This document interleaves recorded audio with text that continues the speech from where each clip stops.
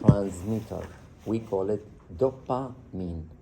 Do you guys know what the word neurotransmitter means? Give me an example of neurotransmitter, mister. Any neurotransmitter that you remember in your body. There's a lot of them, by the way. Okay, give us the definition then. Exactly, is a chemical substance that connect stimulus between brain structure. Do you guys remember any? Serotonin, correct. Acetylcholine, epinephrine, norepinephrine, right? So those are neurotransmitters, including the dopamine that comes from your substantia nigra. And of course, the substantia nigra, when secrete that dopamine, they have related Parkinson's disease to the damage of the substantia nigra, by the way. Any question?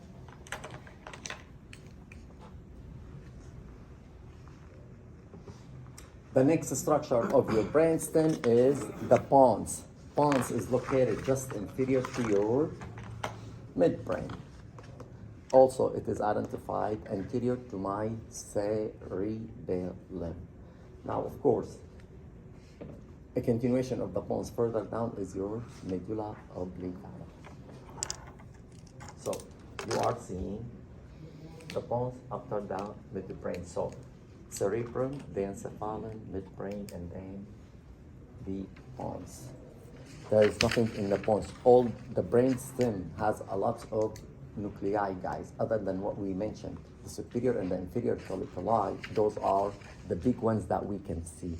But there's tons of what? Of nuclei, and those are the center for your vital organs. So in your pons, you have a lot of what? Nuclei that represent center for our vital activity. When I said vital, I'm talking about what? Breathing, heartbeat center, your blood pressure, the amount of the CO2, the amount of the O2. This is what keeps us alive. But of course, none of those nuclei can be seen imaging-wise. So there's nothing that you need to worry about other than what? Pointing on the pons.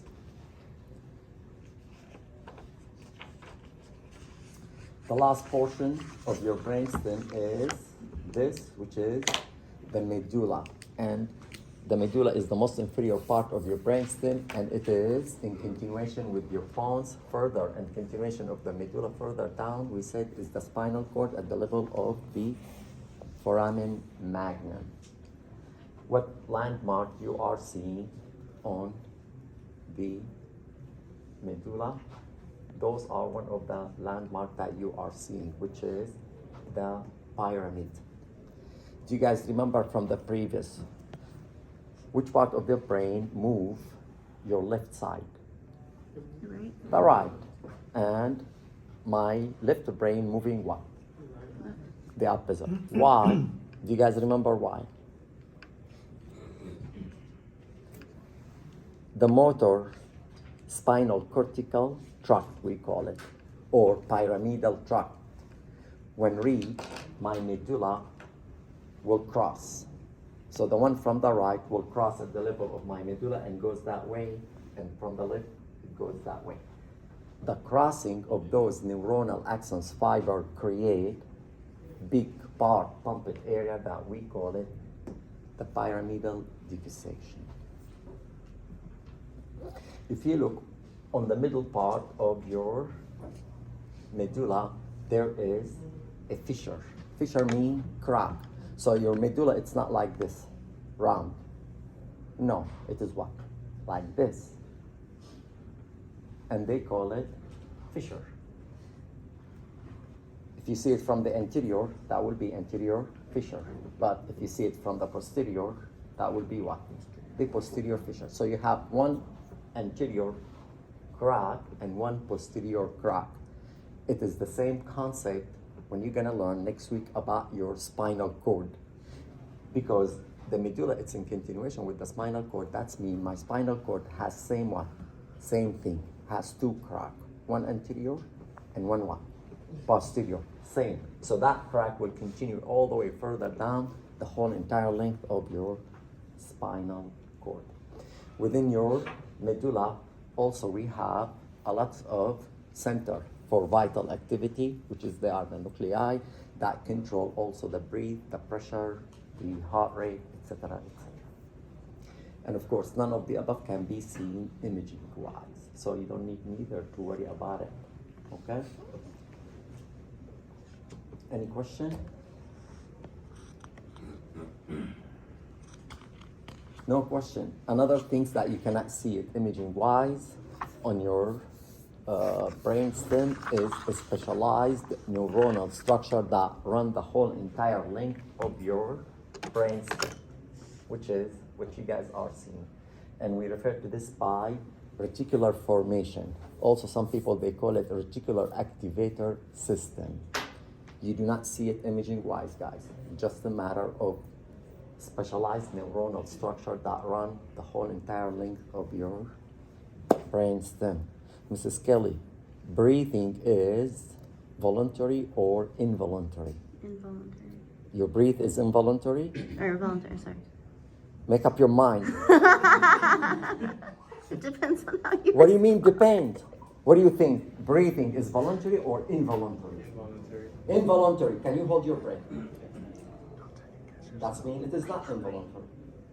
Correct? So it is what? Voluntary. Are you sure? None of the above. You It tricked is me, that's depend- not right. It is depend on your conscious. Okay, very simple to understand. I'm awake. Can I control my breath? I can breathe and I can stop breathing anytime. What will happen to you when you go to sleep? Keep breathing. Huh? Still breathe. That's why you stay alive, correct?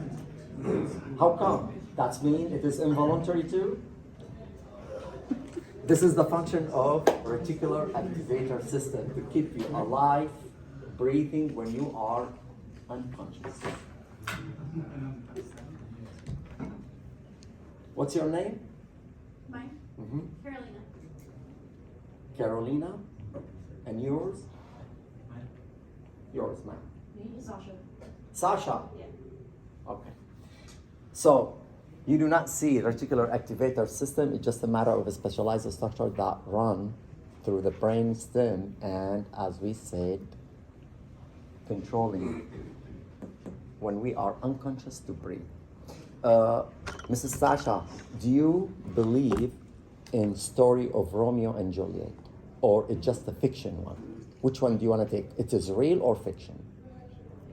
Fiction, correct. Now I'm going to tell you another fiction story which is stronger than Romeo and Juliet.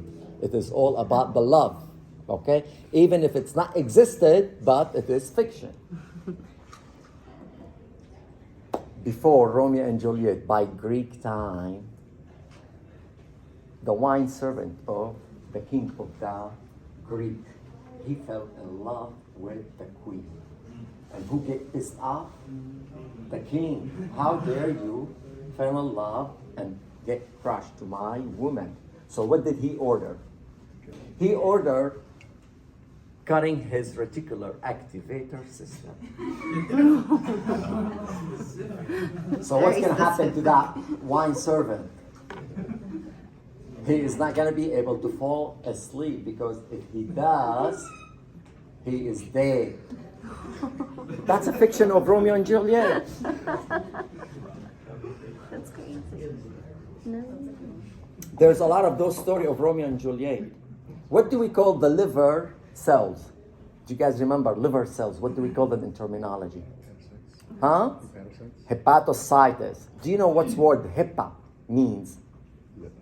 Hepa in Greek means like, oh my God. It's the same wine servant, poor guy. He was serving the queen and he fell in love, and the king get upset. So what he ordered?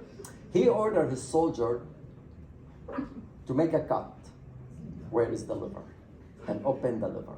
And tie that guy on the tree, and the bird is gonna come on.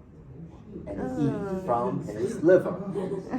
So the soldier has to agree on that part. They have to follow the order of the king. 2 days later on, they went to check on his what? On his liver. Every day they go, they what? They find a missing what? A piece, because the bird, they eat it. Next day, the piece is what? Is grew up again. So they run back to their king and they told him what? Hippa, hippa. That's why they call it hepatitis.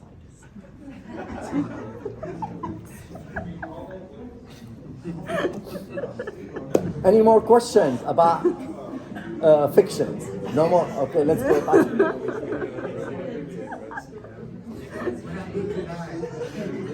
Is he still alive? Or was he Still alive, longer than yeah, that? of course. Well, this is, if you guys, medical way, this is why, if you guys ever heard about people that we do liver transplant. When we do liver transplant, I don't have to take the whole entire liver. I can take one, a piece, lobe, and I put it, and within 2 years, it's a complete liver. Some tissues of your body, the one we call it reticular endothelial tissue. Those are fast regenerating tissue.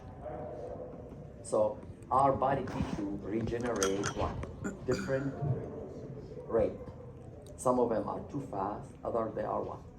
Too slow. What is the slowest regenerating tissue?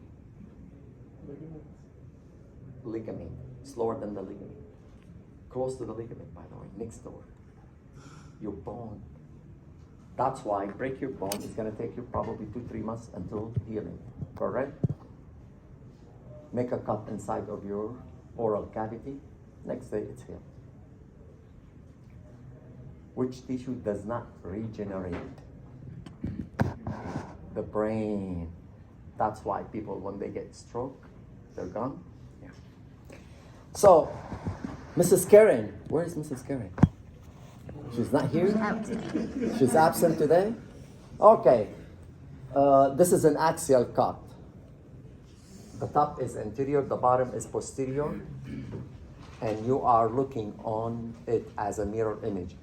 I'm still having people, they keep asking me about this, guys. Please remember, the reference point, it belongs to the patient, it doesn't belong to you.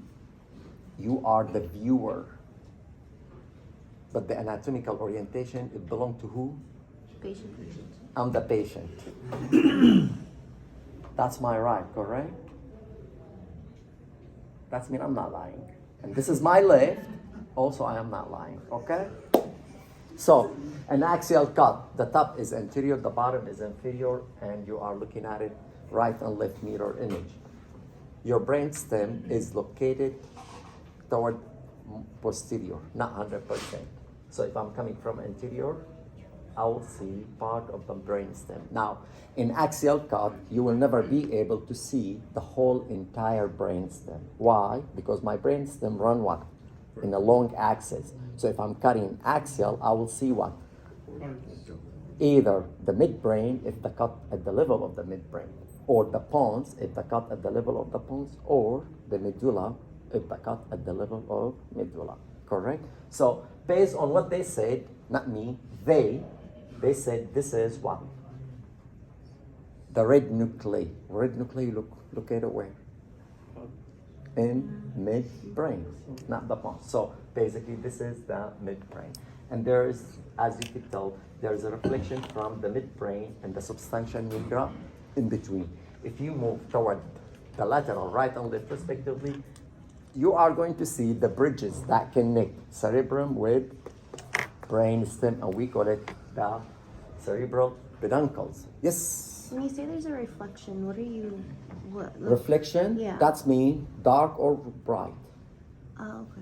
Also, everything image is reflection. Go look at yourself on the mirror. You will reflect on the mirror. That's me. Your image on the mirror is a matter of reflection. It's just a term.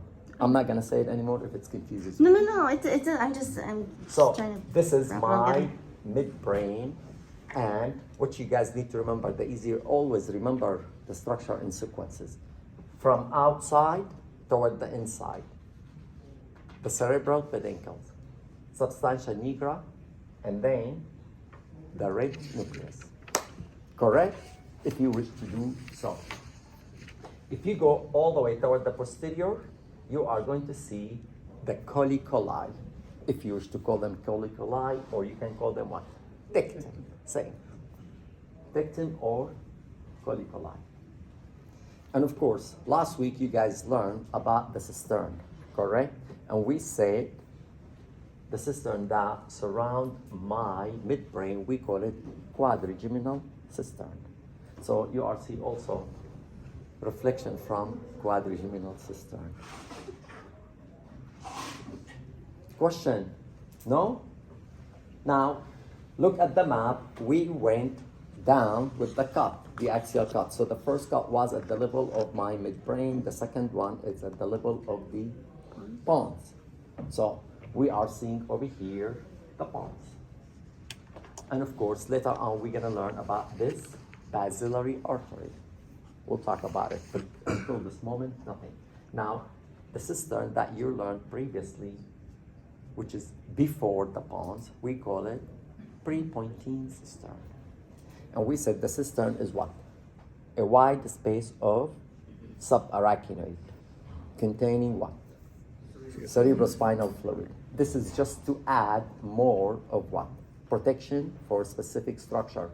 If you guys can tell about those cisterns, all those cisterns are located where? Mostly around what? The whole entire brain stem. Do you know why? Because your 12 cranial nerve, they're coming from where? From your brain stem. And 12 cranial nerve are very important. The answer, yes. That's why we need to protect them more.